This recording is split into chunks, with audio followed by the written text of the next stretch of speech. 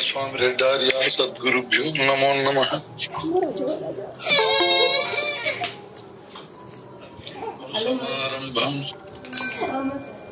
कृष्णमष्टादीपमध्यमम् ओंकारपीठपर्यन्तं वन्दे गुरुपरम्परम्।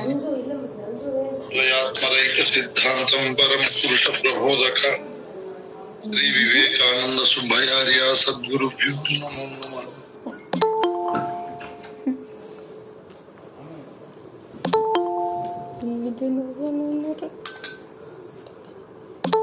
మనకు పెద్దలు గురువులు వారసత్వ సంపదగా ఈ పరిపూర్ణ బోధన అందించారు.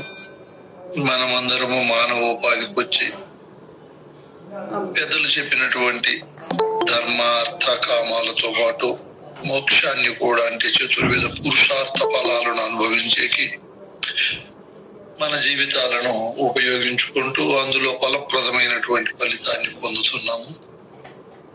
ఈ రోజు మనము పరిపూర్ణ బోధన తెలుసుకొని నిర్మలంగా, నిశ్చలంగా, నిర్వాసన మౌన స్థితిలో నేననే అహంకారాన్ని వదిలిపెట్టి ఏ భ్రమ భ్రాంతి లేకుండా సర్వోత్కృష్టమైనటువంటి శాశ్వత ఆనందాన్ని అనుభవిస్తున్నాము. ఇంత చక్కటి శాశ్వతమైన సుఖానికి బీజాలు ఏర్పాటు చేసి చక్కనైన సాధన రహితమైన మార్గాన్ని మనకు అందించిన పెద్దలైన గురు పరంపర గురువులందరికీ కూడా కృతజ్ఞత పూర్వక ద్వాదశ సాష్టాంగ దండ ప్రణామములు చెప్పుకుంటూ, వేదాంతం అనేది నేర్చుకునేది గురు సన్నిధానములో పూర్వకాలములో 12 సంవత్సరములు గురువు దగ్గరికి వెళ్ళి ఈ అంశాలన్నీ కూడా సృష్టికి పూర్వం ఏముంది, తరువాత సృష్టిని ఎవరు ఏర్పాటు చేశారు, సృష్టిని ఏర్పాటు చేసిన ఆ గురు స్వరూపమే సృష్టిలో బంధింపబడి తన స్వరూపాన్ని మర్చిపోయి అనేక రకాల బంధాలకు అది లోనైనప్పుడు, ఆ బంధాల నుంచి తప్పించుకోవాలని కోరిక కలిగినప్పుడు గురువు దగ్గరికి వెళ్ళినప్పుడు గురువు గారు సృష్టికి పూర్వం ఉండే పరిపూర్ణాన్ని గురించి చెప్తూ, తరువాత సృష్టి కారణ వస్తువు ఏది, అది ఎలా ఉంది, ఆ సృష్టి కారణ వస్తువు ఈ అండపిండ బ్రహ్మాండాలను ఎలా సృష్టించుకున్నది, తాను సృష్టించుకున్న ఆ బ్రహ్మాండ పిండాండాల్లో తాను బంధింపబడి తన స్వరూపాన్ని మర్చిపోయి అనేక రకాల దుఃఖాలకు, భ్రమలకు, భ్రాంతులకు, మానవమానాలకు, అపజయాలకు, భయభ్రాంతులకు లోనై చెప్పలేనంత కష్ట నష్టాలు పడి ఆ తరువాత జీవిత పరమార్థం ఇది కాదని ఏదో తెలుసుకొని తరించవలసింది ఉందని కోరిక కలిగి గురువు దగ్గరికి వెళ్ళినప్పుడు గురువు గారు ఎలా బోధిస్తాడు బోధ అనే దాన్ని మనం అంశాల వారీగా విచారిస్తున్నాం. ఎలా అంటే అలా విచారిస్తే అది ఒక క్రమంగా మన హృదయాంతరాల్లో క్రోడీకరింపబడి అనుభవానికి చక్కగా రాదు. ఒక క్రమ పద్ధతిలో మనము దాన్ని అభ్యాసము చేస్తే మన హృదయాంతరాల్లో అది ఒక క్రమంగా నిర్మాణమై మనం శాశ్వతమైనటువంటి అనుభవానికి అది చక్కటి కవాటాన్ని తెరిపిస్తారు. అందుకే మనమందరము కూడా గురు సన్నిధానములో అంశాల మాదిరిగా నేర్చుకుంటున్నాము. ఇంతకు మునుపు మనము అనేక అంశాలను నేర్చుకున్నాము. ఈ జూమ్ను క్రియేట్ చేసి అంశాల మాదిరి బోధ తెలుసుకుంటే బాగుంటుందనే సంకల్పంతో మనకు దేవమ్మ గారు అదే వాళ్ళ అనుభవజ్ఞులను చేరి వాళ్ళ ద్వారా దాన్ని నిర్మాణం చేసుకొని మనందరికీ అందులో అందుబాటులో పెట్టి ఈరోజు మనము అంశాలు నేర్చుకునేకి చేస్తూ ఉంది. ఆమె కృషి ఫలించాలని, సద్గురు కృప వారి భయందును ఎప్పుడు ఉండాలని నా తరపున మీ తరపున ఆశీర్వదిస్తూ సుసంకల్పాన్ని చేస్తూ, ఎందుకంటే గురువుల గురించి మనం విచారించేటప్పుడు పరిపూర్ణ బోధ చెప్పే గురువు ఎలా ఉంటాడని ముందు మనం తెలుసుకున్నాము. మళ్ళా అనేక మంది వారి వారి అనుభవాల ద్వారా మనకు చక్కగా తెలియజేశారు. ఎందుకంటే గురువు చెప్పినటువంటిది విని తిరిగి గురువుకి చెప్తే గురువు సంతోషపడతాడు. శిష్యులు ఇచ్చే కనుక వస్తు వాహనాలతో శిష్యులు చేసే చెప్పినప్పుడు శిష్యుడు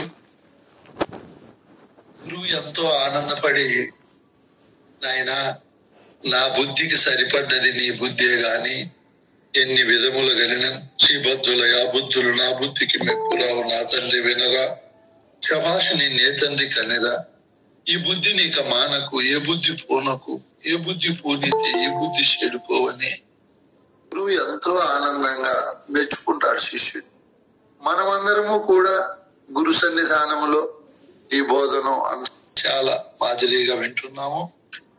తిరిగి నేను చెప్పేదే కాకుండా బహుముఖ ప్రజ్ఞావంతులు, నిరంతర గురు సేవా ధురంధరులు, మన ప్రిన్సిపాల్ సార్ గారు, అమ్మగారు, రెడ్డప్ప స్వామి గారు, లతమ్మ, దేవమ్మ, వీళ్ళందరూ, సత్యమ్మ, ఇంకా చాలా మంది చెప్తున్నారు. అది మళ్ళీ వినగా వినగా మనకి ఇంకా బోధ బాగా దగ్గరగా హృదయాంతరాల్లో క్రోడీకరింపబడుతుంది, బాగా అనుభవానికి వస్తుంది. అందుకే మనం మానవ జన్మ గొప్పతనం ఏమి తెలుసుకున్నాం, అది అట్లా హృదయంలో నిలుపుకోవాలి. అమ్మ, ఎంత గొప్ప జన్మకు నేను వచ్చాను. విశ్వరూపాన్ని సందర్శించవచ్చు, స్వస్వరూపాన్ని సందర్శించవచ్చు, పరిపూర్ణాన్ని కూడా సందర్శించవచ్చు మానవ జన్మ వల్ల.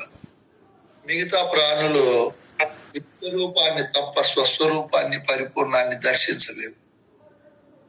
మానవుడే అశరీరుడై, సశరీరుడై, అనహంకారుడై, సనిమిషుడై, ఇట్లా ఏది కావాలంటే అది కావచ్చు. మానవుడు గురువు కావచ్చు, శిష్యుడు కావచ్చు, ఏ కోణంలో అయినా తన శరీరాన్ని విని. అందుకు పెద్దలు ఏం చెప్పారు,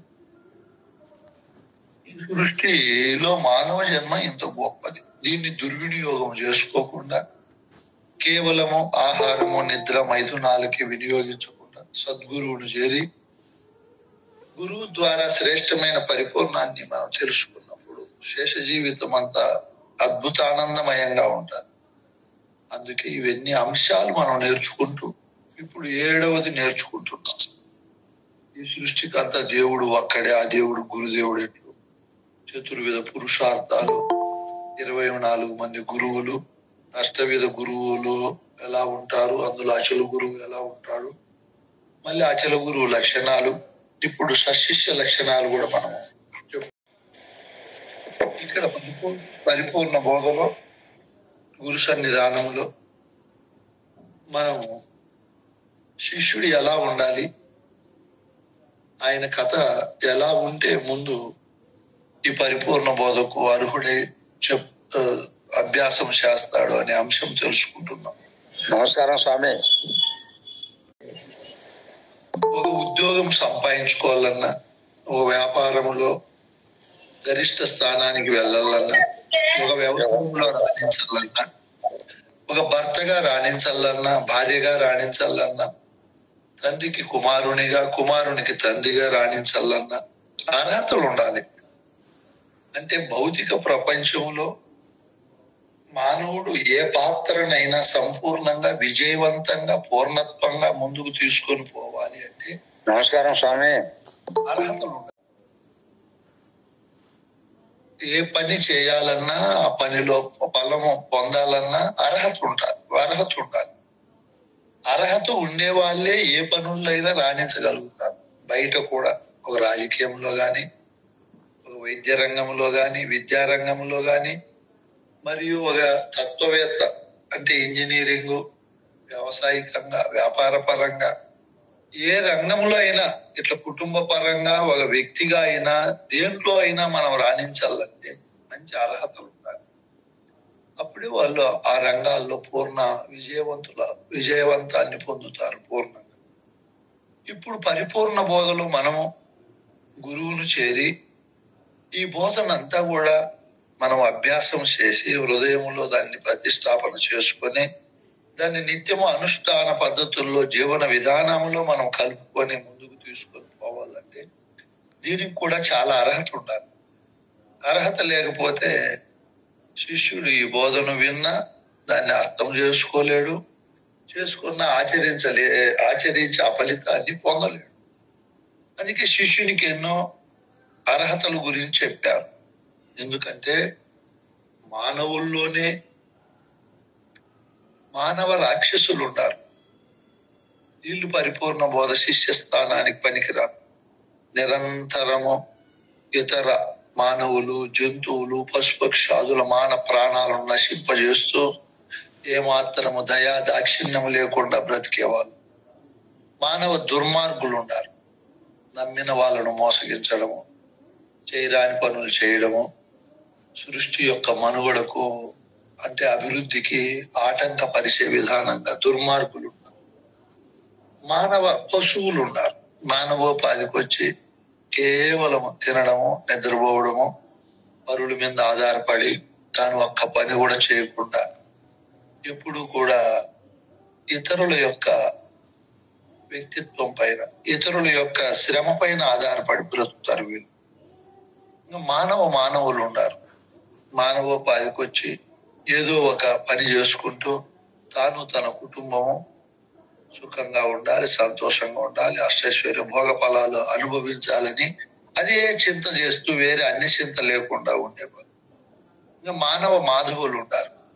మానవ జన్మకు వచ్చి రాక్షస గుణాలను వదులుకొని దుర్మార్గ గుణాలు ఏమాత్రము లేకుండా, పశువు గుణాలు కూడా లేకుండా, మరియు మానవ గుణాలతో పాటు ఏదో కర్మ చేసుకుంటూ ఒక సద్గురువును ఆశ్రయించి యథార్థము తెలుసుకొని తరించాలనే కోరిక కలిగి ఆ కోరిక కోసం జపము, తపము, యజ్ఞయాగాది క్రతువులు ఇవన్నీ చేసుకుంటూ సత్వగుణంతో జీవిస్తూ ఉండేవాళ్ళు. వీళ్ళు మాధవులు.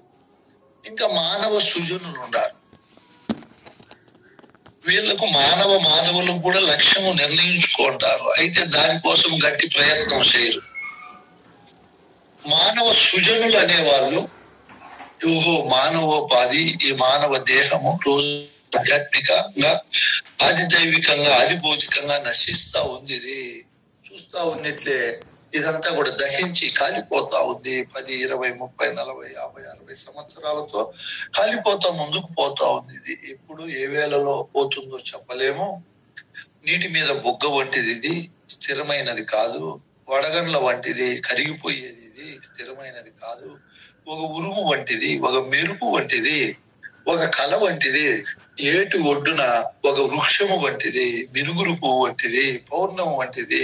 ఎప్పుడు ఉంటుంది? వెన్నెల రోజు తరిగిపోతారు పౌర్ణమి తరువాత. అట్లే మానవోపాధి కూడా నశించిపోతా ఉంది కదా రోజు రోజుకు.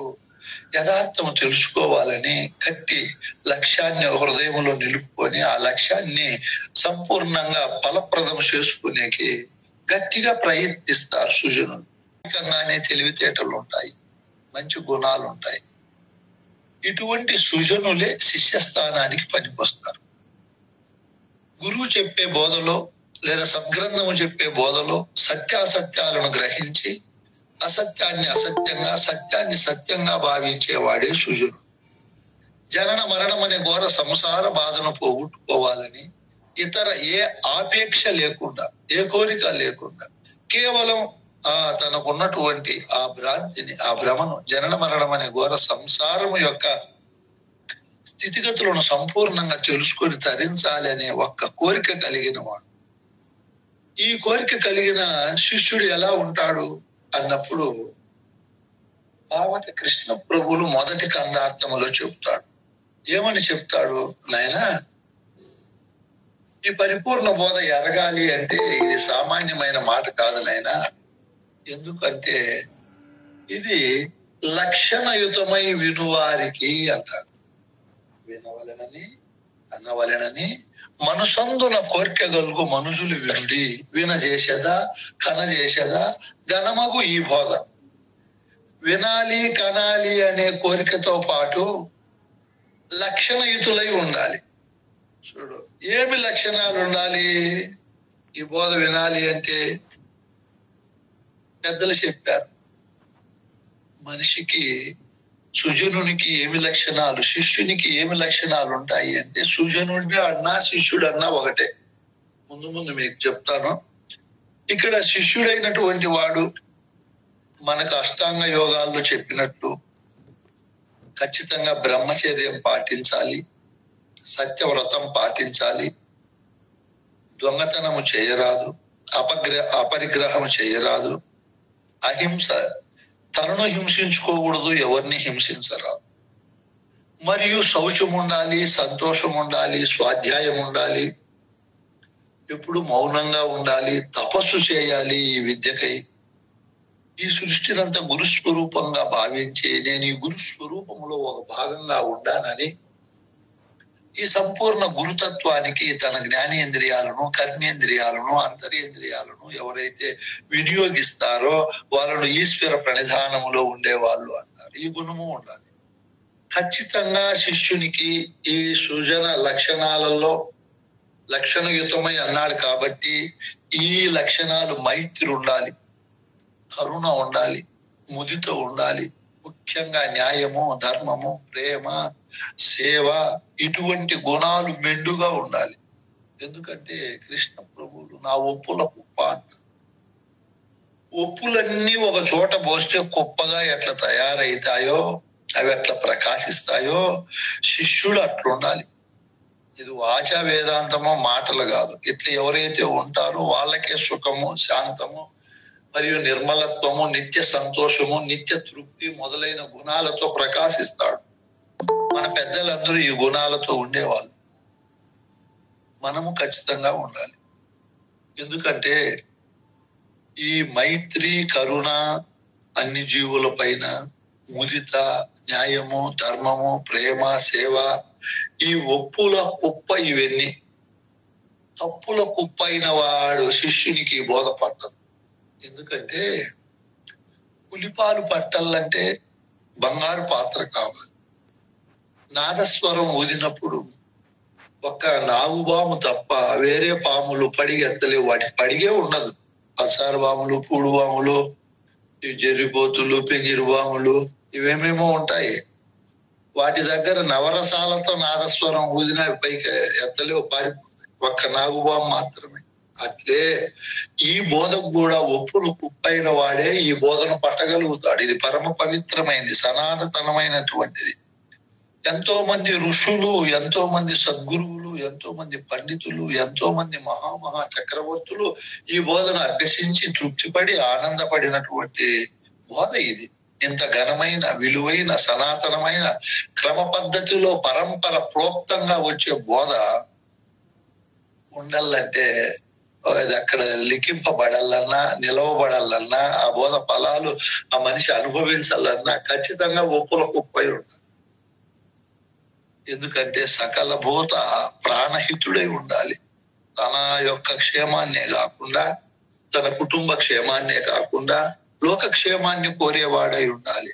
అభిమాన, అనురాగ, అహంకారములు లేనివాడై ఉండాలి. సుఖ దుఃఖముల యందు, మానవమానముల యందు, లాభ నష్టముల యందు, కీర్తి ప్రతిష్టల యందు ఎక్కడైనా సరే సమత్వము కలిగిన, ఓర్పు కలిగిన వాడై, నా భార్యను నేను ప్రేమించాను అనుకో, ప్రేమన్నా, భక్తి అన్నా, గౌరవం అన్నా, అభిమానం అన్నా సమానార్థం.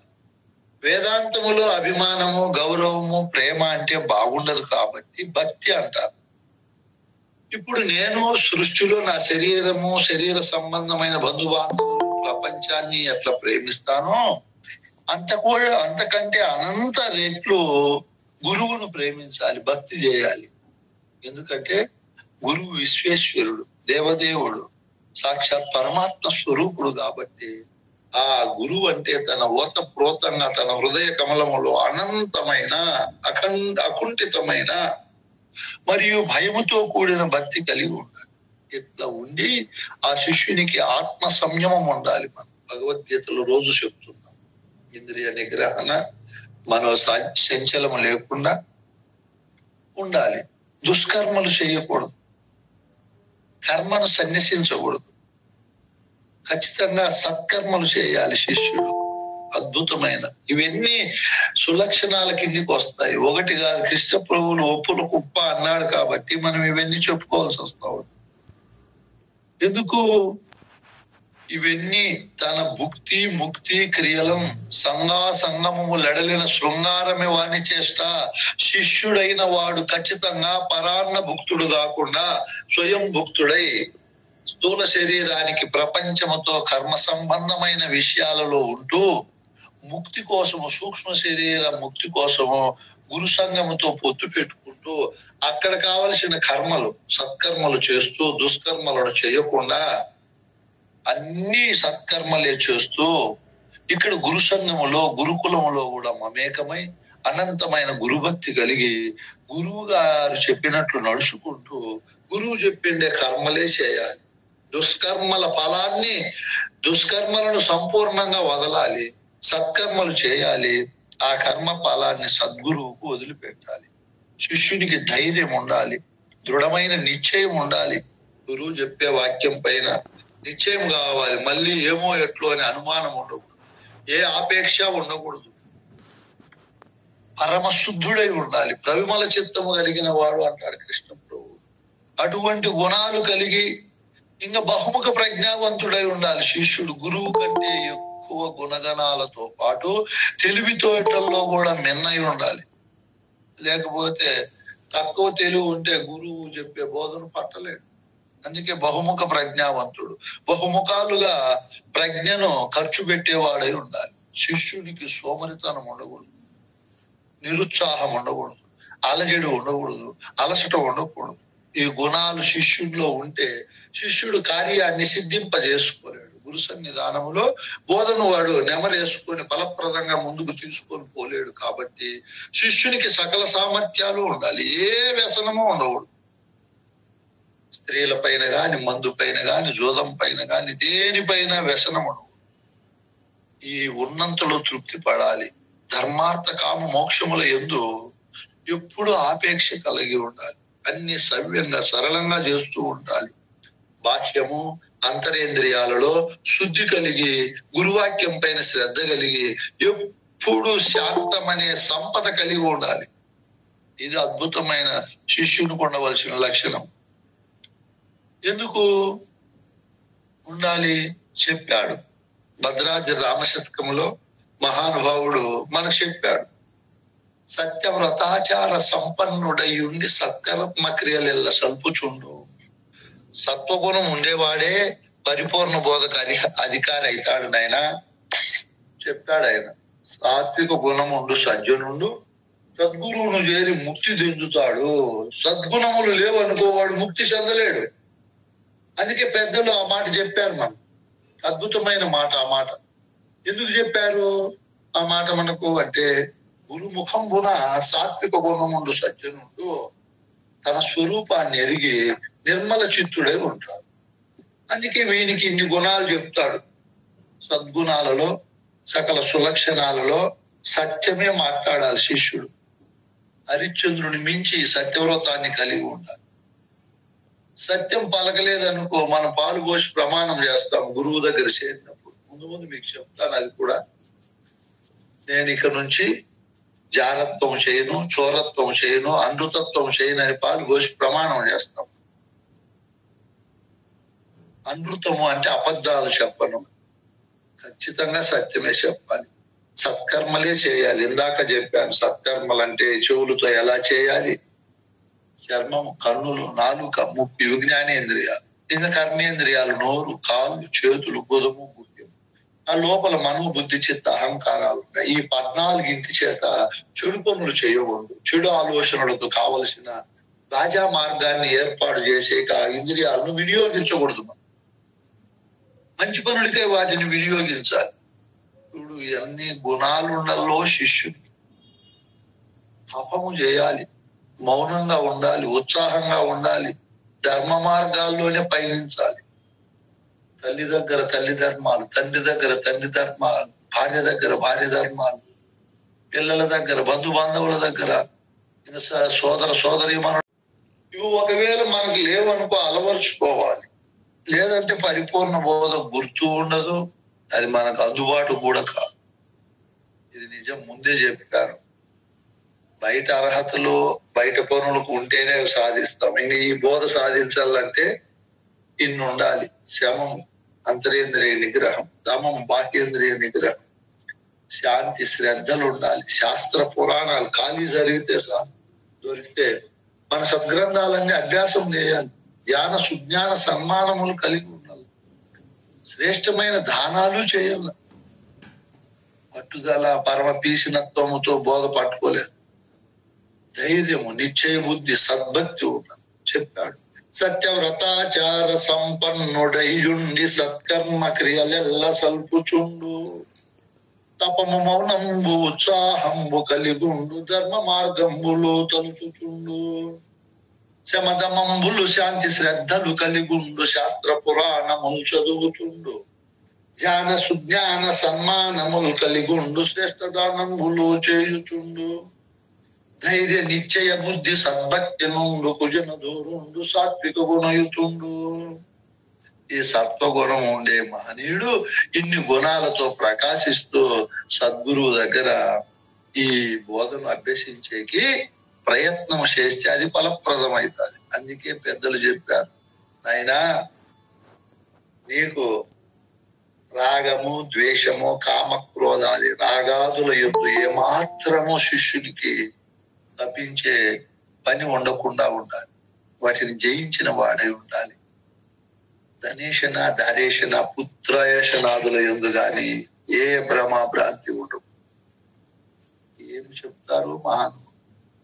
అష్టపాశాలు తగిలించుకొని ఉండకూడదు శిష్యుడు, అష్టమదాలకు లోనే ఉండకూడదు, మలత్రయాలు ఉండకూడదు, తాపత్రయాలు ఉండకూడదు, ఈష్ణత్రయాలు ఉండకూడదు, సప్త వ్యసనాలు ఉండకూడదు, త్రిగుణాలు ఉండకూడదు. ఇన్ని రకాలుగా ఉంటూ ఏ విధమైన దుర్వ్యసనాలు ఉండకుండా గురువు చెప్పిన వాక్యాన్ని అర్థము చేసుకుంటూ సమబుద్ధి, సర్వ ప్రాణుల హితము కలిగి ఎప్పుడు సృష్టి క్షేమాన్ని కోరి ఉండాలి, నిత్య సంతుష్టుడై ఉండాలి, మనోనిగ్రహం కలిగి ఉండాలి. ఇన్ని ఒప్పులకు పైన శిష్యులు ఈ మొదట గుణాలు ఇవన్నీ ఉండాలి. ఒక గుణముతో హరిశ్చంద్రుడు ప్రకాశించాడు సత్యం చెప్పి. తల్లిదండ్రుల మాట విని ఆ మాట ప్రకారం జీవించి రాముడు ప్రకాశించాడు. గురువాక్యానికి బద్ధుడై గురుతత్వములో నిష్ణాతుడై ఉండి కృష్ణుడు ప్రకాశించాడు. ఆంజనేయ స్వామి గురుసేవ చేసి ప్రకాశించాడు. ఒక్కొక్కరితో ఒక్కొక్కరు ప్రకాశించారు. ఇంకా మనం చెప్పుకునేటివి ఇవన్నీ మనకు ఉండినాయనుకో, ఇంకా ఎంత ప్రకాశం ఉంటుంది. ఇంకా పలుగురు నిన్ను చూసి బలి శబాష్ అని ఎందుకు మెచ్చుకోరు? అందుకే గుణాలు బాగా లేకుండా ఎంత పరిపూర్ణ బోధ చెప్పినా, ఎంత నువ్వు అభ్యాసం చేసినా ప్రయోజనం ఉండదు. ముందు గుణాలు బాగుండాలి. అందుకే కృష్ణ ప్రభువులు ఎత్తుకుంటానే మొదటి కందార్థంలోనే, జనులారా జనన మరణములను తొలగను త్రోయజాలు, ఈ పుస్తకాన్ని మీరు వింటే మీకు ఈ ఫలితము కలుగుతుంది. ఎప్పుడు కలుగుతుంది ఈ ఫలితం? ఆషామాషిక కాదు, లక్షణయుతమై విను వారికి. ఈ లక్షణాలన్నీ కలిగి నేను జనన మరణం అనే ఘోర సంసార బాధను పోగొట్టుకోవాలి అని అతి అద్భుతమైన కోరిక, వేరే కోరికలు లేకుండా అందరినీ గౌరవిస్తూ ఎవరైతే ఉంటారో వారికి ఈ బోధ ఫలిస్తుంది. అందుకే పెద్దలు చెప్పారు, గురుపద స్మరణీయుడై ఉండాలి. ఎప్పుడు గురువాక్యం పైన రెండవ ఆలోచన లేకుండా, చంచలమైన మనస్సు లేకుండా, ఎప్పుడు గురువాక్యం పైన గురి కలిగి దక్షత కలిగి ఎప్పుడు గురుపద స్మరణీయుడై జీవితములో ఎప్పుడు కూడా అసంతోషము లేకుండా సంతోషంగా ఉంటూ శోకము, కాంక్ష ఇటువంటివి తన హృదయంలో మాలిన్యమై పెట్టుకోకు చెప్పాడు ముందే కృష్ణ ప్రభు. అద్భుతమైన మాటలు చెప్పాడు ఆయన. ముందు ముందు చెప్తాడు, ప్రవిమలమైన చిత్తము కలిగిన వాడు శిష్యుడు. ఇంద్రియ మనోచిత్తాది వాటిని సంపూర్ణంగా జయించి వాటిపైన వైరాగ్యము కలిగి చావు పుట్టుకల యందు, ముసలితనం యందు, రోగాదుల యందు అమ్మా ఎంత దుఃఖం, నాకు మరణం వస్తుంది అప్పుడు ఎంత దుఃఖం ఉంటుంది, ముసలితనం వస్తే ఎంత దుఃఖం ఉంటుంది, రోగం వస్తే ఎంత దుఃఖం ఉంటుంది, కుటుంబంలో తల్లి తండ్రి భార్యలు చనిపోయినప్పుడు ఎంత దుఃఖమో, జీవితం అంతా కూడా దుఃఖప్రదమే కానీ సుఖప్రదము లేదు కదా అని నిత్యము ఆ దుఃఖాన్ని చూస్తూ ఉండాలి. వానికి వైరాగ్యం ఉంటుంది. ఊరికైనా మేము శిష్యులమైనాము, గురు పూజలు పెట్టాము, గురువుకు బట్టలు తీసిచ్చినాము, ఆశ్రమానికి చందాలు ఇచ్చినామంటే కాదు. చూడు ఎన్ని కోణాలలో లక్షణయుతుడై ఉండల్లో వీడు. సతిసుతు, బంధువర్గములు, గృహము, వాహనాలు, ధనకనక వస్తు వాహనాలు ఎన్ని ఉండినా వాటిలోనే ఉంటూ వాటిని అంటక వాటితో తాదాత్మ్యము చెందక ఎప్పుడు గురువును గురుబోధను మహనీయుడు స్మరించేవాడే సశిష్యుడు. తాను అనుకుని ఒక పని చేస్తాడు, అది జరిగినా జరగకపోయినా మనస్సులో ఏ విధమైన బాధ పెట్టుకోకుండా ఉండేవాడు సశిష్యుడు. ఎందుకంటే ఇక్కడ గృహస్థాశ్రమంలో ఉంటాడు కాబట్టి ఇవన్నీ కలుగుతాయి. అందుకే నేను ఇన్ని విశాలంగా మీకు చెప్తున్నాను. సన్యాసి ఆశ్రమంలోనో బ్రహ్మచర్య ఆశ్రమంలోనో అవధూత ఆశ్రమంలో ఎవరో పెడితే తిని ఇవన్నీ మనకు సంబంధం ఉండవు. మనం గృహస్థాశ్రమంలో ఉన్నాం కాబట్టి ఎన్నో రకాల పనులు అనుకొని చేస్తాం. అవి జరగకపోయినా బాధపడకూడదు, జరిగినా జరగకపోయినా అంతా సద్గురువు అని చెప్పి చింతకు మనో స్థానాన్ని భద్రపరచకుండా చింత ఏమాత్రము లేకుండా ఏకాంతంగా ఉంటూ మనస్సును జనాలలో ఉండినా తాను ఒక్కడే అదే ఒక భావముతోనే మమేకమై ఉండాలి. ఇది ఎంత అద్భుతమైన మాటలో. నిరంతరము వాళ్ళతో వీళ్ళతో బయట ప్రపంచంతో కలవల్లనే అనుకోకూడదు. ఎందుకంటే ఇన్ని లక్షణాలు ఉంటేనే బోధ ఆవాహన అవుతుంది, లేకపోతే కాదు. వజ్రము, వైడూర్యము, రత్నము, ఈ బంగారు, ధనము, భూములు, వాహనాలు ఇవన్నీ ఎట్లో మట్టి కూడా వాటితో సమంగా చూసేవాడు. చూడు, అన్నిటినీ సమత్వంగా చూసేవాడు. దేనిపైన ప్రియాప్రియములకు నిందాస్తుతులకు లోను కాకుండా ఉండేవాడు. శత్రుమిత్రులను, బంధు బాంధవులను, తన మతము వేరే మతములో ఉండే వాళ్ళు అనుకోకుండా సమస్తమైన మానవుల యందు ప్రేమను కనపరుస్తూ ప్రత్యేకంగా దేనిపైన మోహము లేకుండా ఉండేవాడు. సంఘం ఇది, అంత షడ్డోళ్ళు ఉండారు సంఘంలో, నేనే మంచోని అని సంఘంలో ఎవరి యందున దోషాలు చూడకూడదు.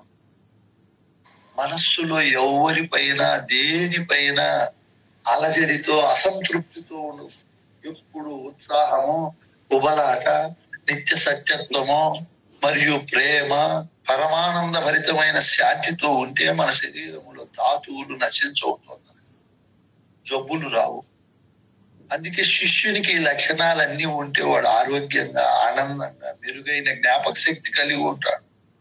భయభ్రాంతులకో ఈర్ష్యా ద్వేషాలకో లోనైనాడు అనుకో, నాడీ మండలం దెబ్బతిని జ్ఞాపక శక్తి కోల్పోతాడు. సైన్స్ పరంగా కూడా మీరు చూడండి కావాలి.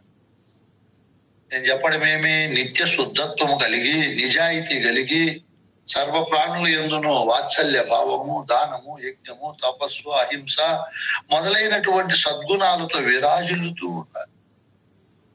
దేనికి భయపడకూడదు, దేనికి వగసకూడదు. అంత నిశ్చల స్వచ్ఛాన్మయ గుచ్చములుగా కలిగినటువంటి పువ్వు ఎట్లుంటుందో అట్లా అన్ని గుణాలతో ఓతప్రోతంగా తన హృదయంలో మాలగా ధరించి ఉండాలి. అది ప్రకాశింపజేసుకోవాలి. వాళ్ళ ముఖమే వేరుగా ఉంటుంది. భయం ఉండే వారి ముఖం వేరుగా ఉంటుంది, కోరికలు ఉండే వారి ముఖం వేరుగా ఉంటుంది, ఈర్ష్య ఉండే వారి ముఖం వేరుగా ఉంటుంది. ద్వేషము, అజ్ఞానము, అవివేకము, అభిమానము, అనురాగము, అవిద్య మొదలైన గుణాలు ఉండే వాళ్ళకు వాళ్ళ ముఖము, వాళ్ళ హృదయము, వాళ్ళ మాట తీరే వేరుగా ఉంటుంది. ఇవన్నీ లేకుండా కృష్ణ ప్రభువులు చెప్పినట్టు, మన పెద్దలు చెప్పినట్టు అనేక సద్గుణాలతో విరాజిల్లే వాని యొక్క ముఖం, వాని యొక్క మాట, వాని యొక్క వృత్తి ప్రవృత్తి అజేయంగా, సర్వజన హితంగా మరియు అద్భుతమైనటువంటి స్థితిలో ఉండాలి. మనం కూడా అలా ఉండాలి. ఇన్ని ఉన్నాయి సశిష్య లక్షణాలు. ముఖ్యంగా సశిష్యుడు శరీరాన్ని, శరీర సంబంధమైనటువంటి వాటిని, ప్రపంచాన్ని ఎప్పుడు మిథ్యగా భావించాలి. తాను ఎట్టి పరిస్థితుల్లో బాధ పెట్టుకోవు, ఇతరులను బాధ పెట్టుకోవద్దు, తనను తాను తక్కువ న్యూన్యతా భావనతో చూసుకోకూడదు, సృష్టిని చూడకూడదు. అలా ఇన్ని గుణాలు ఎవరికైతే ఉంటాయో వాళ్ళు ఈ బోధలో ప్రకాశిస్తారు, వాళ్ళు ఒప్పుల కుప్పైతారు. కృష్ణ ప్రభువులు చెప్పినట్లు నాయన్న, నా కుమార, నా ఒప్పుల కుప్ప, నా రత్నమా, ఆయన పేర్లు పెడతాడు. ఆ పేర్లకు సార్థక నామధేయులమైతాం మనం. ఆయన పేర్లు పెట్టి చెప్పాడు మహానుభావుడు. ఏం చెప్పాడో, శోకం ఉండదంట. ఎప్పుడు సతత అశోక, శోకమే లేకుండా ఉంటాడు. మరియు నరసుత చరిత, ఈ ప్రపంచములోనే ఈ నరులలో నెంబర్ 1 చరిత్ర కలిగి ఉంటాడు. శిష్యుడు అంటే ఊరికేనే కాదు, మరి చరిత్ర అద్భుతంగా ఉంటుంది. ఏ కోణములో అన్న చూడు, సౌశల్యములో గాని, సకల సులక్షణాలలో గాని, త్యాగములో గాని, కష్టపడే విధానములో గాని, మరియు ఓర్పులో గాని, అన్నిటిలో కూడా నరసుత చరిత, నరులంతా స్తుతించే చరిత్ర కలిగి ఉంటాడు. మరియు పరమోదార ప్రచండ బంగారు కొండ. అబ్బా, ఏం మాట! మనం అనుకోవాలి మనకి ఎన్ని ఉన్నాయి ఈ లక్షణాల్లోని. బంగారు కొండ, బంగారు విలువైనది. కొత్త బంగారు కొండ అంటే ఇంకా ప్రపంచాన్ని కొనేయచ్చు. ఇక్కడ బంగారు కొండ అంటే పరమోదార ప్రచండ, ఉదారమైనటువంటి సద్గుణాలలో ప్రచండుడు ప్రకాశించే వాటిలో బంగారు కొండతో సమానమే. అని సత్యత్వము, నిర్మలత్వము, నిశ్చలత్వము, అమోఘమైన త్యాగము, ప్రేమ, త్రికరణ శుద్ధి, ఏ గుణములో చూసినా కూడా బంగారు కొండై ఉంటాడు. మరియు సాధు జనస్తుత వివేకుడై ఉంటాడు. భావన చరిత్ర కలిగి ఉంటాడు. మంచి సుమతి బుద్ధి కలిగి ఉంటాడు. సుబుద్ధి కలిగి ఉంటాడు. ఏం మాటలు చూడండి. ఓ నగధీరా, ధీరుడు ఏమిటిలో? మంచి మంచి నగలలో, తన హృదయంలో మంచి నగలతో ప్రకాశిస్తున్నాడు. వెంకటరమణ స్వామిని మనం దర్శిస్తే నవరత్నాలతో కూడిన కిరీటముతో, అనేక ఆభరణాలతో ప్రకాశిస్తూ ఉంటాడు. దగదగదగ మెరుస్తూ ఉంటాడు. ఇక్కడ శిష్యునికి ఏం పేరు పెడతాడు? గుణాలలో ప్రకాశించేవాడా, ఓ పుణ్యతమా, ప్రతిరహితాద్భుత చరిత్ర, పరమ పవిత్ర. ఇంక చూడండి, శిష్యుడు అంటే మేము శిష్యులం అంటే ఎట్లుంటది? నేను కూడా మీకు చెబుతూ ఎన్ని కోణాల్లో ఇక మారాల్సి వస్తుందో మనం అందరం. పావన శీల, శీలం ఎటువంటిది? పావనమైనటువంటిది. సద్గుణాలతో శాలి, సద్గుణశాలి, నిరుపమ సుగుణ, వరకీర్తినిది, మాన్య చరిత్ర, ధన్య చరిత్ర, అనగ చరిత్ర, కుటిల విరహిత, వివేక విచార, నయగుణ రత్న, సజ్జల తిలక, మానవ శ్రేయస్కామ, మండిత సత్కీర్తి సాంద్ర మానవ చంద్ర. కొన్ని కోట్లు విలువైతాయి. మండిత సత్కీర్తి సాంద్ర మానవ చంద్ర. వీటికి అర్థాలు చెప్తే ఈ రోజే సరిపోతారు. వరగుణవంత, రాజిత సుగుణైక సార రమ్య విచార. ఈ అద్భుతమైన పేర్లు, ఇన్ని పేర్లు పెడతాడు కృష్ణ ప్రభువుని శిష్యుడు. నా కుమార అంటాడు, నా అన్న అంటాడు, నా పుత్ర అంటాడు, నా వత్స అంటాడు. ఇన్ని కోణాలతో ఎన్ని శిష్య లక్షణాలు ఉంటే గురువు ఆ పేరు పెడతాడు. నైనా ఊరికైన పేరు పెట్టి పిలుస్తారు. గురువులో ఇన్ని రకాల గుణవంతుడై ఉన్నాడు, సజ్జన తిలుపుడై ఉన్నాడు. కీర్తి ప్రతిష్టల యందు, కాంతా కనకముల యందు ఏమాత్రము లోను కాకుండా గురువుని విశ్వేశ్వరునిగా, సర్వేశ్వరునిగా, జగద్రక్షకునిగా, జగదీశునిగా, సాక్షాత్ పరబ్రహ్మగా, తనకు మోక్షాన్ని ప్రసాదించే ప్రదాతగా నా కోసమై జన్మించినాడనే భావనతో ఉంటాడు మహనీయుడు. ఇన్ని రకాలుగా ఉంటూ, ఈ సులక్షణాలతో ఉంటూ, ఇప్పుడు శాస్త్రీయంగా చెప్తారు. ఇంకా మొట్టమొదట 4 సాధన చతుష్టయ సంపదలు ఉండాలి అంట. ఇన్ని సుగుణాలు ఉంటూ ఇప్పుడు చెప్తాడు శిష్యునికి, ఇదిగోనైనా సాధన చతుష్టయ సంపదలు ఉండాలి. బ్రహ్మ విద్యను మనం తెలుసుకోవాలంటే మామూలుగా మనము టీచర్ గా పోస్ట్ కావాలంటే బీఈడి చదివి ఉండాలి, అది అర్హత, అది సంపద. డాక్టర్ గా కావాలా మనం ప్రాక్టీస్ గవర్నమెంట్ జాబో కావాలంటే ఎండి చదివి దాంట్లో నిష్ణాతులై ఉండాలి. ఇంజనీరింగ్ గా పోవాలంటే ఆ చదువు అర్హత ఉంది. ఇక్కడ బ్రహ్మ విద్యను మనం అభ్యాసం చేసి ఈ విద్యను మనం సంపూర్ణ ఫలాలతో జీవితాన్ని చక్కగా తీర్చిదిద్దుకోవాలంటే ఈ అర్హతలు ఉండాలి. ఏముండాలి? మొట్టమొదట ముముక్షత్వం ఉండాలి. రెండవది సమాధి సత్కమ సంపత్తి ఉండాలి. మూడవది ఇహ ఆమూత్రాంత ఫలభోగ విరాగం ఉండాలి. నాలుగవది నిత్య అనిత్య వస్తు వివేకం ఉండాలి. మళ్ళీ మనకి ఇది ఒక సబ్జెక్ట్ వస్తుంది కాబట్టి సాధన చతుష్టయ సంపదల గురించి మళ్ళీ మనం చెప్పుకుంటాం. దీని గురించి ఇప్పుడు మీకు హెడ్డింగ్లు చెప్పాను.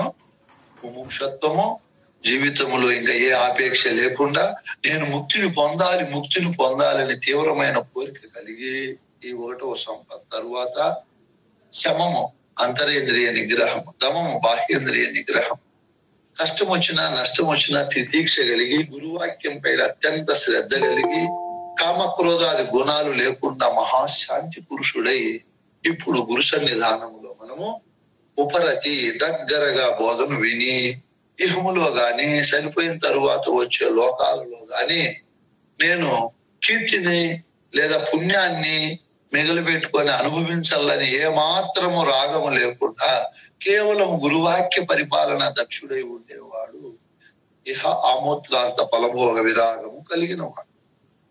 నాలుగవది నిత్యము అనిత్యం అంటే ఏది, ఈ వివేక జ్ఞానము కలిగిన వాడు. ఈ 4 సంపదలు ఖచ్చితంగా శిష్యునికి ఉండాలి. ఈ 4 సంపదలు శిష్యునికి ఉన్నప్పుడు ఈ శిష్యుడు ఎక్కడికి వెళ్తాడు, ఏం చేస్తాడు అన్నప్పుడు చెప్తాడు. ఆయన ఈ 4 సంపదలు ఉండి క్రమం చెప్తాడు. ఇప్పుడు గురువు శిష్యునికి ఉండవలసిన లక్షణాలలో ఈ సాధన చతుష్టయ సంపదల తరువాత సాంప్రదాయ గురువును చేరి ఆ గురువుకు శాస్త్రోక్తంగా తనుమనధనములు దానం. ఇది సశిష్యునికి ఉండవలసిన లక్షణాల్లో ప్రధానమైన. ఏం చేయాలి మనము? ఏమైనా శాస్త్రోక్తంగా ఇది సశిష్యునికి ఉండే లక్షణాల్లో మొదటి. రెండవది అక్కడ సశిష్యుడు గురువు గారికి శాస్త్రోక్తంగా శరీరము, ప్రాణము, మనస్సు, ధనము దారపోసేటప్పుడు గురువు అవి ఎందుకు దారపోయాలి, వాటిని దారపోయడం వల్ల లాభము ఎంత ఉంటుంది, ఫలితం ఎలా ఉంటుంది, దారపోయకపోతే వాటి వల్ల మనకేమి ఇబ్బందులు కలుగుతాయి, వాటిని దారపోసిన వాడు వాటితో మమేకమై ఉండడం వల్ల ఎన్ని రకాలుగా వ్యవహార దక్షత కోల్పోతాడు, ఇవన్నీ కూడా గురువు చెప్తాడు.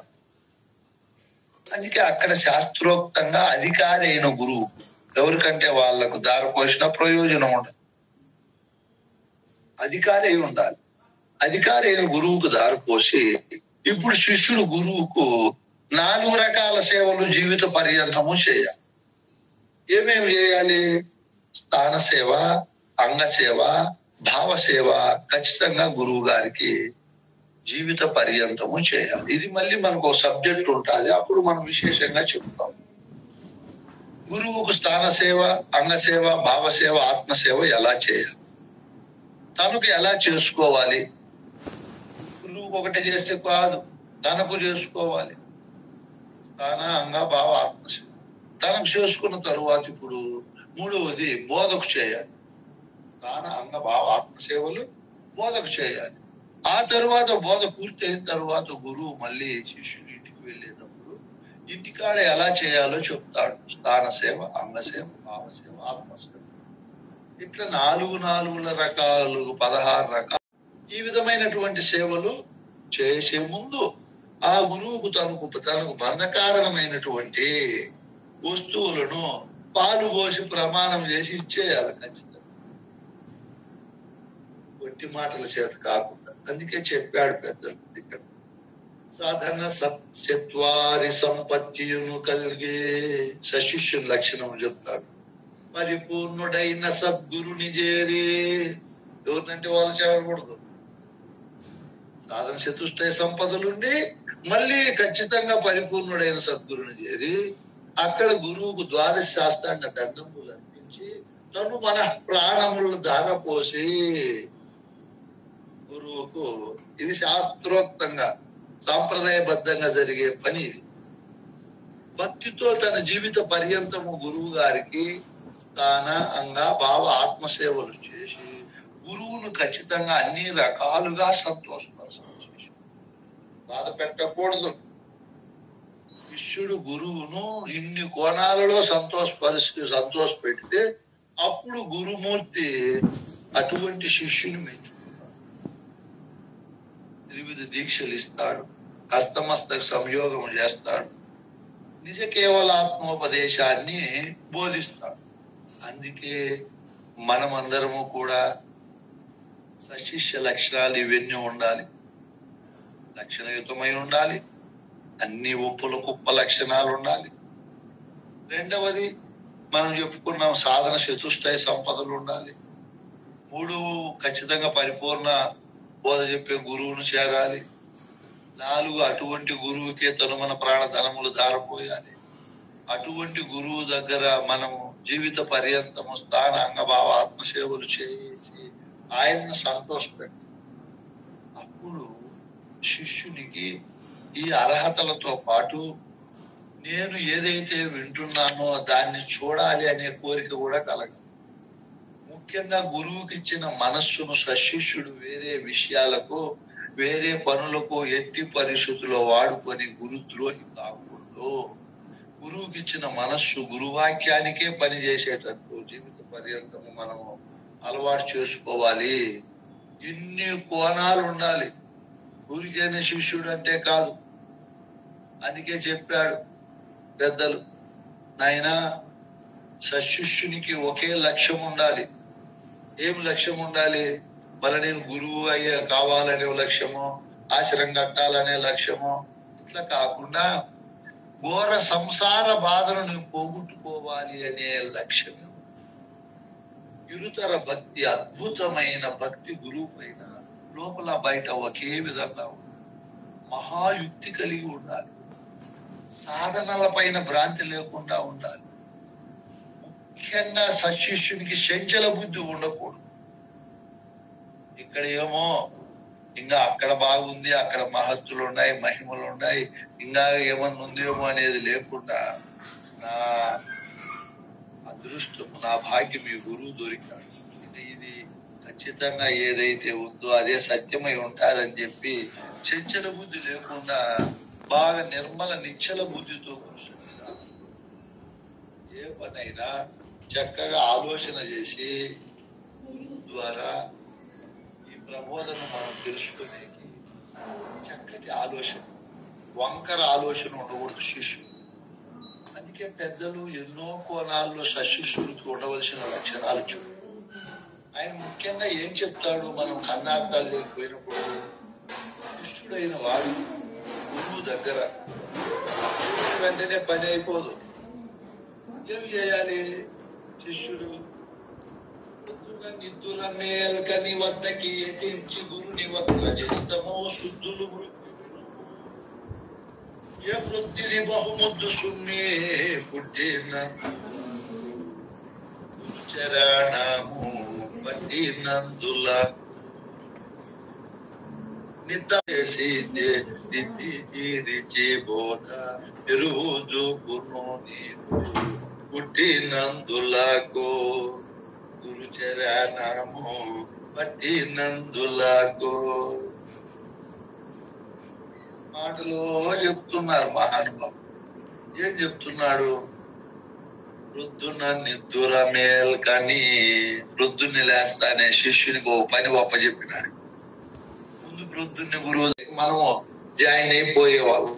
ఇప్పుడు అట్లా పోకూడదు. సశిష్యుడు నిద్ర లేస్తానే గురువు దగ్గరికి వెళ్ళి ఆయన నోటితో వచ్చే మాటలను బాగా మ్రొక్కి వినాలి. వృద్ధుది బహుమతు సుమి పుట్టినందులకు వాడు మానవ జన్మ ఎత్తి గురువు దగ్గర చేరినందుకు, గురు చరణములు పట్టినందుకు ఖచ్చితంగా ఈ పని చేయాలి శిష్యుడు. వేరే ఆలోచనలు, ప్రపంచ చింతలు, ప్రపంచం పైన నుంచి వచ్చే భావజాలానికి దూరంగా ఉంటూ గురువు చెప్పినటువంటి మాటలపైనే శ్రద్ధ, భక్తి, వినయం కలిగి ఉండాలి నాయనా. లేకపోతే కుదరదు. ఎందుకు కుదరదు? మళ్ళీ పూర్వ వృత్తులు లేకపోతుంది మనస్సు. ఎప్పుడు దీనిపైన ఇంకా చాలు నాకు అని మనస్సును ఎక్కడ పంపకూడదు. అన్నిటిపైన రాగము నశింపజేసుకోవాలి. ఎంత డబ్బు సంపాదించినా, ఎన్ని భోగ భాగ్యాలు ఉండినా, ఎంత స్త్రీ సుఖ సంతోషాలు అనుభవించినా ఇవన్నీ స్థిరమైన ఆనందాన్ని ఇవ్వవు, మధ్యలో పోయేటివే కదా.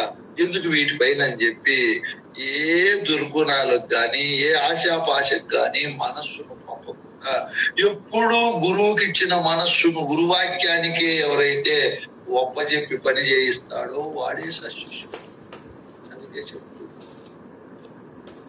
రవిమల చిత్తుడు శిష్యుడు సవినయమున దేశుకునకు శరణాగతుడై త్రివిధ ప్రసాదములు గొని భవనాశ స్థితులు లేని పద్ధతి విని తిరిగి రాని పద్ధతి గనీన భూమిలో వాణి సాటి బోల్పాన్యవ్వరు లేరు అవిరాల భక్తి నావి నివాదితి దేవి పద్ధతి వినీన తిరిగి రాని పద్ధతి కనీన. ఏం మాటలు చెప్తున్నాడు శిష్యుడు. అచల గురు సాంప్రదాయములో చేరిన శిష్యుడు ప్రవిమల చిత్తుడై ఉండాల, ఏ మలినము లేకుండా. దేవతలు వానికి సాటి రారు. ఎటువంటి లక్షణాలు ఉంటే గంధర్వులు, కిన్నెరుడు, కింపురుషులు, ఇంకా బ్రహ్మ, విష్ణు, రుద్ర, ఈ సృష్టిలో ఎవరిని పూజించే పనే ఉండదు. రవిమల చిత్తము కలిగిండే శిష్యుడు ఎక్కడుంటే అక్కడ అది పరమ పవిత్రమైతుంది, ప్రదేశం పరమోత్కృష్టమైతుంది. సమస్త మానవులు ఆయనకు శరణాగతులై. అంతకంటే దేవుడు ఎవరున్నారు ఆయన? గురువు దగ్గర త్రివిధ ప్రసాదములు తీసుకున్నాడు. తీసుకొని భవనాశ స్థితులు లేని పద్ధతి ఎరిగినాడు. పుట్టేది గాని, గిట్టేది గాని, మధ్యలో ఉండినట్లు గాని ఈ పద్ధతులు ఏమీ లేకుండా ఉండే విషయాన్ని తెలుసుకున్నాడంటే ఇంకా ఆయన భూమిలో ఎవరు సాటిన ఆయన? ఎవరు సాటి రాదు. అందుకే పెద్దలు ఆయనతో సమానులు, ఆయనకు సమీపంగా కూడా ఎవరు లేరు నాయనా అని చెప్పి చెప్పుకున్నాం. ఇవన్నీ మనం గమనిస్తే ఇంకా ఈ లక్షణాలన్నీ ఉంటే ఇంక ఏమి కావాలని ఆయన మహా శిల్పి, అద్భుతమైన చాతుర్యం కలిగిన శిల్పి చేతిలో ఒక శిల ఎట్లా తయారై ఉంటాదో అట్లా శిష్యుడు ఇట్లా తయారైపోయి ఉంటాడు. ఎట్లుంటాడు ఆ మహానుభావుడు? గురువుకు తన గురువు బోధ తెలియక ముందు తన ఇష్ట దైవాలకు ఎట్లా భయంతో, భక్తితో పూజ చేసి ఆరాధించేవాడు, ఇప్పుడు తనకు బోధ చెప్పిన గురువును అంత అత్యుత్తమమైనటువంటి పరమోత్కృష్టమైనటువంటి భక్తితో గురువును సేవిస్తాడు, భజిస్తాడు, ధ్యానిస్తాడు, ఆరాధిస్తాడు. సశిష్యుడు తన హృదయాంతరాల్లో రెండవది ఇంకేమీ పెట్టుకోను ఆయన. ఇప్పుడు గురువు, గురువాక్యము, ఆ ఆనందమే. ఇంకా భావతి కృష్ణ ప్రభువులు చెప్పినట్లు నా భాగ్యం ఏమని చెప్పుతున్నాయా అనుకుంటా. ఇప్పుడు శ్రీ శివరామ దీక్షిత అచల గురు సాంప్రదాయములో సశిష్యుడు ఎట్లుంటాడు అనే దానికి భావతి కృష్ణ ప్రభువులు కొన్ని కందార్థాలు. ఇవన్నీ మనం వినాల్సిందే. ఆ కందార్థాల ప్రకారము సశిష్యుడు ఖచ్చితంగా ఉంటాడు, ఉండాలి కూడా. ఆయన ఏం చెప్పాడు, ఎలా చెప్పాడు అనే దానికంటే ముందే మనం ఇంకొకటి ఆలోచన చేస్తే అక్కడ శివరామ దీక్షిత సాంప్రదాయములో, దీక్షితీయములో సశిష్యుడు ఎలా ఉంటాడనే దానికి ఆయన ఒక అద్భుతమైన మాటలు చెప్తాడు. సాంప్రదాయ శిష్యుడు ఎలా ఉంటాడు, ఆయన నడి నుడి ఎలా ఉంటది, ఆయన తీరు ఎలా ఉంటది అన్నప్పుడు ఆ సశిష్యుడు అనే మహనీయుడు ఎన్ని కోణాలలో విరాజిల్లుతాడో ఆయన చెప్తాడు. ఎలా ఉంటాడు అన్నప్పుడు అహంకారమును వదిలి ఉంటాడు, అభిమానమును విడిచి ఉంటాడు సశిష్యుడు. గురునింద చేయుడు, గురుద్రోహము చేయుడు, ఇవన్నీ కూడా మన గురుగీతల్లో వస్తాయి. ఈ అద్భుతమైన మాటలన్నీ కూడా గురుగీతల్లో చెప్పారు. మనం ఎలా ఉంటాడంటే ఆయన కులదూషణ చేయుడు, కుల గురువులను నిందించడు, పరస్త్రీని తల్లిగా భావించాలి. ఇవి దీక్షితులు చెప్పే సశిష్యుల లక్షణం. దీక్షితులు అద్భుతంగా చెప్తాడు ఆయన దీక్షితేమని. పరద్రవ్యమును మట్టి పెళ్ళ వలె చూడమంటాడు, సకల భూతములను తన వలె చూడమంటాడు. ఖచ్చితంగా గురువుకు దేహము, అర్థము, ప్రాణము సమర్పించమంటాడు. అందుకే ఈ అహంకారము లేని శిష్యునికే అహంకారము లేని బోధపడతారు.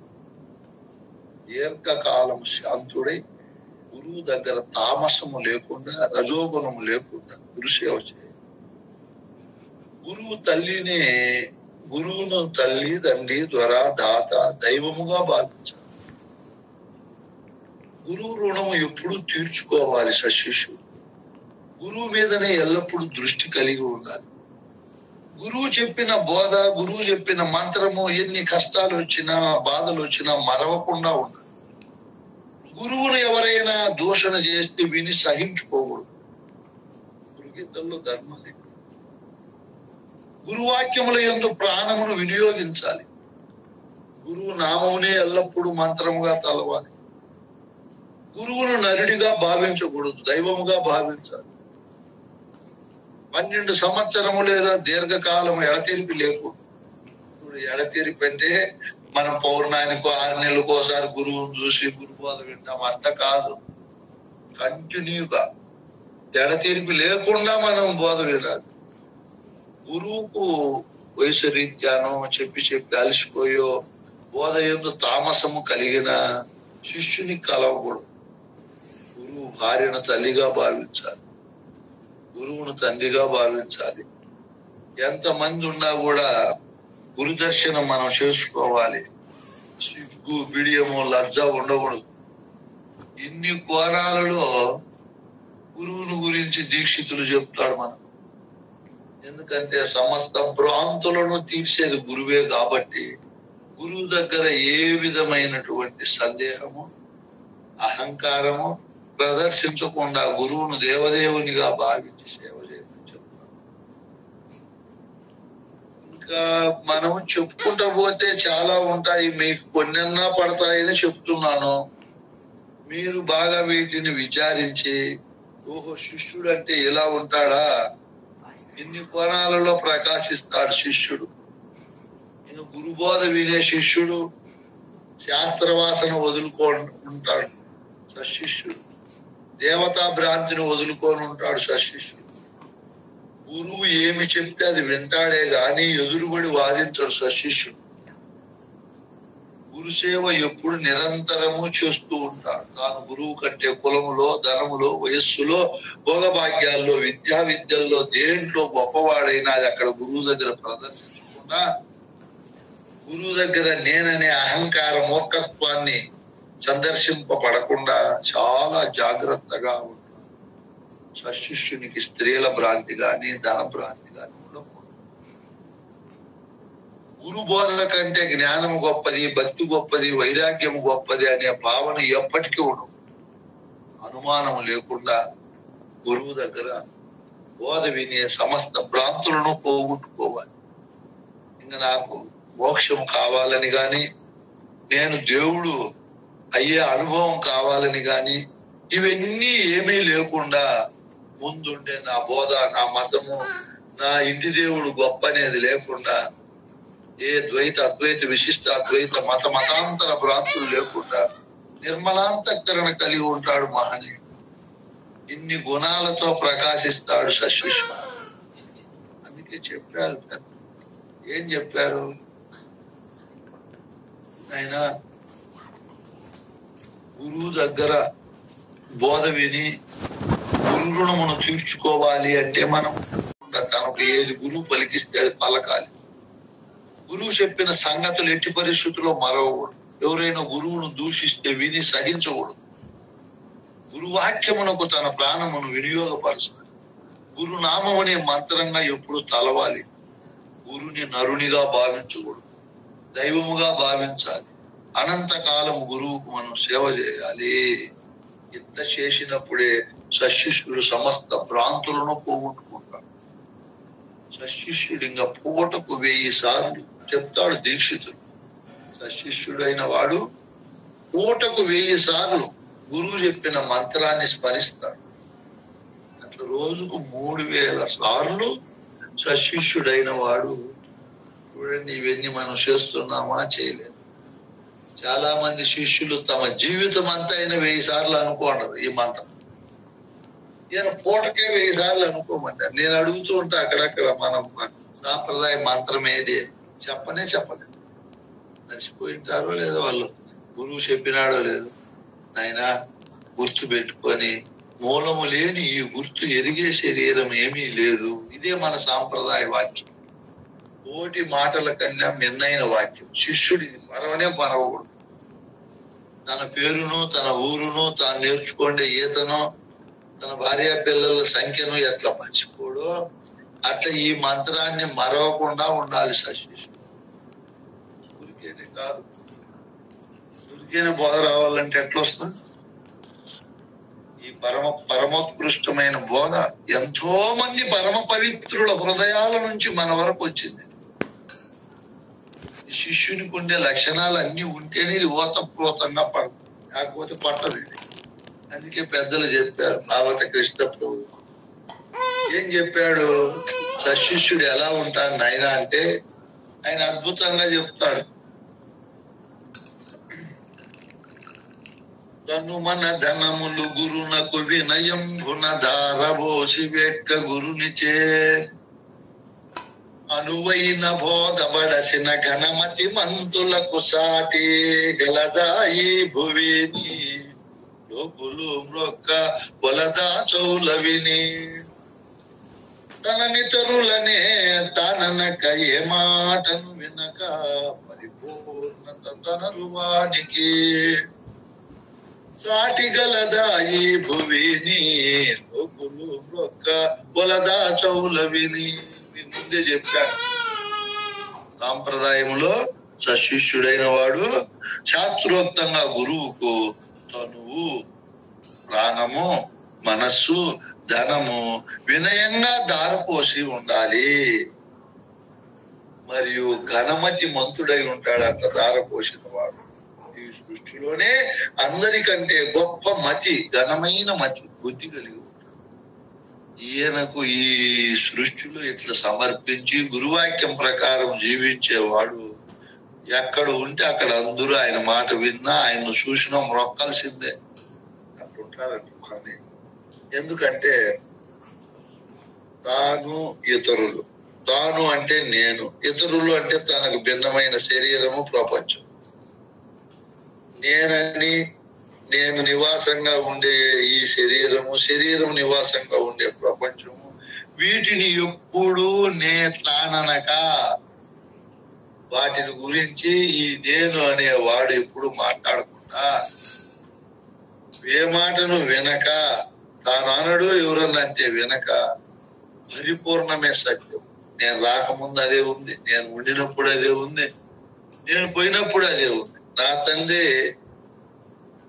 రాకమునుపు, నేనున్నప్పుడు, నా తనయులు రానప్పుడు ఏ తత్వము అంతటా ఉందో అదే పరిపూర్ణం సత్యం అని దాన్నే తలుసుకుంటూ ఉంటాడు సశిష్యుడు. వేరే తలంపే ఉండదండి. ఎందుకంటే చెప్తాడు, ఇది అతి అద్భుతమైన ఉపమానం. జలము నెడబాయనొల్లని జలచరములటి విభూని సశిష్యుడు హృజ్జల జంబను పీఠముపై నిలిపి ఇతరము మాని గురువునే కొలుచు సుమ్మి తదూక్తులనే తలచు నమ్మి కలకాల మీ రీతి గడుపుచూనే వృద్ధు తల్లిదండ్రి దొరదాత దైవమనుచు గురువునే కొలుచు సుమ్మి తదూక్తులనే తలచు నమ్మి. ఇది గొప్ప కందార్థం. జలము నెడబాయనొల్లని జలములో నివసించే జలచర ఆ నీటిని వదిలిపెట్టి బయట బ్రతికేకుంటాయి. అవి ఎట్లయితే ఉండలేవో, ఒకవేళ బయటకు వచ్చినా వాటి ప్రాణం ఎట్లా నిలవలేదో అట్లా ఈ జలము నెడబాయనొల్లని జలచరముల విభూని. ఈ విధంగా సశిష్యుడు హృజ్జల జంబను పీఠముపై నిలిపితరము మాని గురువునే కొల్చు సుమ్మి తదూక్తులనే తలచు నమ్మి. తన హృదయ కమలములో సశిష్యుడైన వాడు ఇతరము మాని ఏ చింత చేయకుండా, దేనికి అధిక ప్రాధాన్యత ఇవ్వకుండా, దేన్ని గొప్పగా చూడకుండా, ఇంకొక దాన్ని గురించి చింతించకుండా ఎప్పుడు మాని వాటిని తన హృదయం అనే పీఠములో, తన నివాస స్థలములో, తన రాజభవనములో, తన హృదయ కమలములో గురువునే కొల్చు సుమ్మి. ఎప్పుడు గురువుని భజిస్తూ, ధ్యానిస్తూ, సేవిస్తూ, పూజిస్తూ, చింతిస్తూ గురువు చెప్పినటువంటి ఆ ఉక్తులను, తదూక్తులు, ఆయన చెప్పిన ప్రబోధలో ఉండే మర్మధర్మాలనే తలుసుకుంటూ ఆనందంగా ఉంటాడు. కలకాలమే రీతి గడుపుచు ఏ వృద్ధు. తాను గురు శిష్యుడైనప్పటి నుంచి ఇంకా ఈ జీవితం భూమండలంలో ఉండే వరకు కలకాలము ఈ రీతి గడుపుచు తన హృదయములో గురువు చెప్పిండే మాటలనే తలంపులో పెట్టుకుంటూ ఏ ప్రొద్దు, ఉదయమైనా, మధ్యాహ్నమైనా, సాయంత్రమైనా, నిద్రలో అయినా, ఎప్పుడైనా కూడా కష్టం వచ్చినా, నష్టం వచ్చినా, మానవమానాలు వచ్చినా, ఉన్న డబ్బంతా పోయినా, లేదా కోటాను కోట్లు వచ్చినా, ఏమి జరిగినా, మంచి గాని చెడు గాని వాటిని తలంపు చేయకుండా. ఎందుకంటే ఈ బోధను వదిలిపెట్టి మనం ప్రపంచం లేకపోయినాం అనుకో, ఆ చేప నీళ్ళను వదిలి బయటికి పోతే చనిపోయినట్టు మనం కూడా గురువాక్యంలో చనిపోతాం, గురు బోధలో చనిపోతాం, ప్రపంచ విషయాల్లో మొలకెత్తుతాం. అందుకు ఎట్టి పరిస్థితుల్లో ప్రపంచ విషయ సంఘటనలేకి మనం పోకూడదు. చాలా చాలా దగ్గరగా వాటికి దూరం అయిపోవాలి. ఎందుకు? ఎప్పుడు తల్లి, తండ్రి, ద్వార, దాత, దైవం అనుచు గురువుని పలచాలి. చూడు, ఎందుకు పలచాలి గురువును? సశిష్యుడు ఈ బీజ ప్రదాత చేసిండే తండ్రి గురువు. అక్కడ బయట లౌకికంగా బీజం ఇచ్చిండే తండ్రి, దాన్ని పెంచి పెద్ద చేసి 9 నెలలు కడుపులో పెట్టుకొని చేసిండేది తల్లి. ఏదో ద్వారా దేవుడు ఉన్నాడు, ఆయన మనకి మానవ జన్మించినాళ్ళే, తల్లిదండ్రికి ప్రకృతిలో సంపదలని దాతగా ఇచ్చినాడు మనకు, ఆయనే దైవం అని అనుకుంటాం. ఇప్పుడు గురువునే ఈ పరిపూర్ణ బోధలో గురువు బీజం వేశాడు తండ్రిగా దాన్ని రక్షణ చేశాడు. త్వరగా మనకు భద్రమనైనా, అట్లనైనా, ఇట్లనైనా అని చెప్పాడు. సేవకునికి దొరపని చెప్పినాడు. ఇంకా దాత మనకు దానము చేశాడు ఈ సంపద, ఆధ్యాత్మిక సంపద గురువే. ఆయనే ప్రత్యక్షంగా తెల్లగా కనపడే దేవునిగా ఉండి మనకు ఇన్ని రకాల బోధలు చెప్పాడు. కాబట్టి గురువునే హృదయములో మనం నివాసము చేసుకొని, ఇంకా చూడండి నాయన, బయటికి పోతే మరణమే. నేను నిర్ణయించుకున్నా, గురు బోధకే ఫస్ట్ ప్రిఫరెన్స్, గురు సేవకే జీవితం ధన్యత, గురువాక్య పరిపాలనకే సమయం అంతా హెచ్చించి ఇట్లా గడిపేయాలని ఒక లక్ష్యం పెట్టుకున్నాను. మీరు కూడా అట్లా లక్ష్యం పెట్టుకోవాలి. ప్రపంచము, ప్రపంచ సంబంధమైనవి రెండో స్థానంలో పెట్టుకొని ఆ పని అయిపోతాను ఈ పని లేక రావాలి. నేను పౌలంతా 5 తరగతులకు బోధ చేయాలి. ప్రతి తరగతిలో పిల్లలు ఉన్నారు. 8 మంది పిల్లలైనా ప్రతి ఆ సిలబస్ చెప్పాల, వర్క్ బుక్లు రాపించాలి. చాలా సతమతం అయిపోతాం. సాయంత్రం అయ్యాలి, మళ్ళా పొద్దున్నే జూము, సాయంత్రం జూము. నా కష్టము నేను చేస్తా, మీకోసం వినియోగించే సమయము, నా శక్తి యుక్తులు మీరు దుర్వినియోగం చేసుకోవద్దని భావించకుండా ఎంతో శ్రద్ధతో, భయముతో, భక్తితో, వినయముతో, విధేయతతో సంగ్రహించండి. పలుమార్లు వినండి, చింతించండి. నా శ్రమను అన్ని రకాలుగా జయప్రదం చేస్తూ నేను పడ్డ శ్రమకు ఫలితం మీరు బోధానందం అనుభవించండి. అశరీరులుగా, అనహంకారులుగా, సర్వజన సమ్మతిగా, అన్ని సుగుణాలతో ఒప్పులు కుప్పగా మీరు ముందుకు రావాలని కోరుకుంటూ, దాదాపు సమయం కావచ్చింది, 7:50 అవుతా ఉంది. ఇంకా రేపు